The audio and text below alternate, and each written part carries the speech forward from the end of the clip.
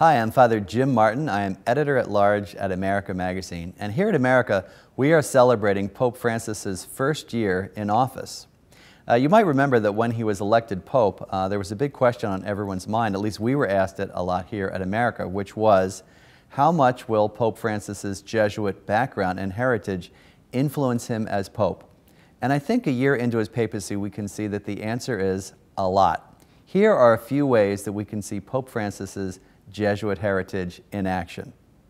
First, Pope Francis is a master of the spiritual exercises and Ignatian spirituality.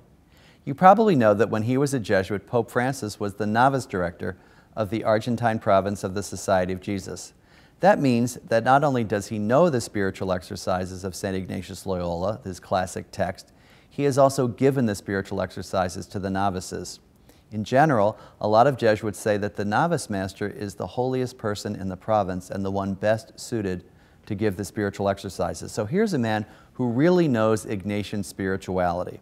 Now, how do we see that? Well, we see it a lot in his preaching. In his Easter homily for the first year, he invited us to imagine ourselves running with the women to the tomb.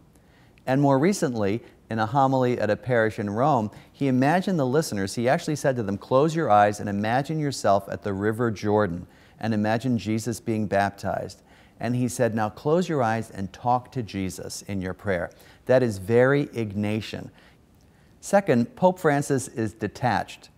One of the hallmarks of Jesuit spirituality, also included in the spiritual exercises, is St. Ignatius's dictum that we should be free from any disordered attachments. So any attachments that are not ordered towards God, anything that would prevent us from following God. Basically, we're meant to be free. Pope Francis is a very free person. We saw that from the very beginning of his papacy, when he stepped onto the balcony and broke all sorts of traditions. For example, bowing to the crowd and asking for their blessing. Even something like taking the name of St. Francis as his name, which was never done before. He is free. He is detached. He does not need to do things the way they were always done. Another way to see Pope Francis's Jesuit heritage in action is his emphasis on humility. Now, obviously, humility is an overall Christian virtue, not just a Jesuit virtue. But St. Ignatius Loyola in the spiritual exercises puts a great deal of emphasis on humility. And he talks about 3 degrees of humility.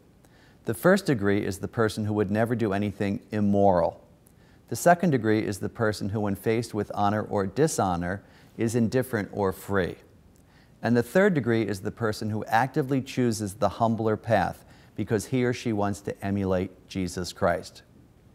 We can see that over and over in Francis's papacy. For example, one of the first things he did was to decide to move out of the Grand Apostolic Palace and live in a 2- or 3-room suite in a Vatican guest house, the Casa Santa Marta. He chooses the humbler path. He's trying to be a man of the 3rd degree of humility. Now, how does this affect him? Remember that for most of his life, Jorge Maria Bergoglio lived a life of poverty, chastity, and obedience. Now, all priests make a promise of celibacy at their ordination. And all religious priests, brothers and sisters, and all priests have a promise of obedience to their superior. But not all priests take that vow of poverty. So the Pope is used to living very simply, and I think we see that over and over in the way that he dresses, in the way that he chooses to live. That vow of poverty has deeply influenced Pope Francis's way of life, and I think that his simplicity of life is something that has been deeply attractive to people around the world. Another Jesuit emphasis is his focus on social justice. Pope Francis was formed and was a leader in the Society of Jesus at a time when social justice was at the forefront of Jesuit thought. The mission of the Society of Jesus today is the service of faith, of which the promotion of justice is an absolute requirement. That is one of our general congregations. And you see that in Pope Francis's writings and also his activities. One of the first things he said after being Pope to a group of journalists was, "How I want a church that is poor and for the poor." So the Pope is comfortable not only being poor and being with the poor, but also criticizing the structures that keep people poor. Finally, his governance, or as Jesuits might say, his way of proceeding. This is one of the things that has been the least commented upon, and I think the least understood. Most of you know that Pope Francis has relied on a group of 8 cardinals that he picked, not heads of dicasteries or Vatican congregations, but just individual cardinals that he wanted to gather together in what's now called the G8 group of cardinals. And a lot of people found that very odd. Why would he not rely on the heads of the different congregations as his inner circle? For all Jesuits, this was not a surprise. In Jesuit governance, the provincial has a group of what are called consultors, usually about 8 or 10 men that he gathers together to help him make decisions. So essentially, the Pope has gathered together his province consultors. He's replicating, in a way, the Jesuit governance. So I think even in that style of governance, you see Pope Francis's Jesuit background come to play. In all of these different ways, we can see Pope Francis's Jesuit background at work.